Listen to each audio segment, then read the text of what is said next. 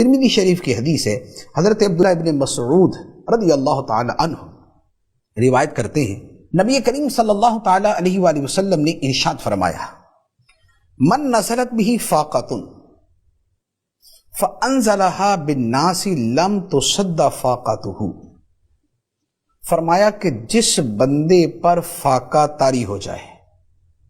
گھر سے کھانا پینا ختم ہو گیا اور کھانے کے لیے بھی اس کے پاس کچھ نہ رہا، فرمایا کہ جس پر ایسے حالات آ جائیں اور وہ لوگوں سے جا کے فریادیں کرتا پھرے تو اس کی فریاد پوری نہیں ہوتی، اس کی حاجت پوری نہیں ہوتی۔ لیکن جس بندے پر ایسے حالات آئیں اور وہ ان حالات کو خدا کی بارگاہ میں پیش کر دے کہ مولا تیرا بندہ، تیرا ماننے والا مولا اس حال میں ہے، تو نبی پاک صلی اللہ تعالی علیہ وآلہ وسلم فرماتے ہیں فَيُوشِكُ اللَّهُ لَهُ بِرِزْقٍ عَاجِلٍ أَوْ آجِلٍ،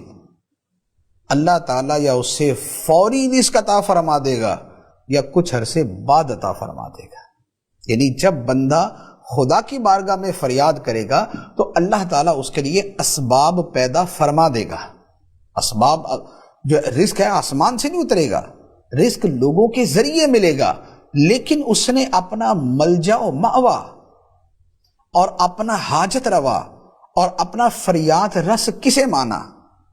خدا کو مانا، خدا کی بارگاہ میں عرض کی، اب اللہ تعالیٰ لوگوں کو بھی اس کی طرف متوجہ کر دے گا۔ ورنہ بارہا ایسا ہوتا ہے بندہ لوگوں کے سامنے جا بیجا فریاد کرتا ہے اور اس کی فریاد رسی نہیں ہوتی۔ حتی الامکان جہاں ضرورت ہے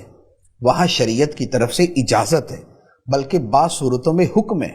کہ جب بندہ ایسی حالت میں ہو تو جس سے اسے امید ہو وہ اس کے سامنے اپنی حاجت پیش کرے۔ یہاں جو ممانعت ہے، جو مذمت ہے، وہ اس صورت میں ہے کہ بندہ ہر جگہ جا کے اپنا رونا شروع کر دے، جس محفل میں بیٹھا بس یہ کیا کریں، حالات خراب ہے، بس یہ بھوکے مر گئے، پریشان ہے،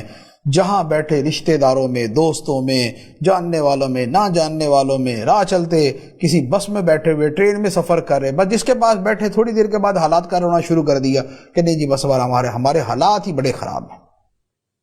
یہ جو صورت ہے یہ بیسیکلی بے صبری کی طرف لے کے جاتی ہے اور یہ ایک قسم کا انسان کو بھکاری اور منگتا بنا دیتی ہے، اس صورت کی مذمت ہے۔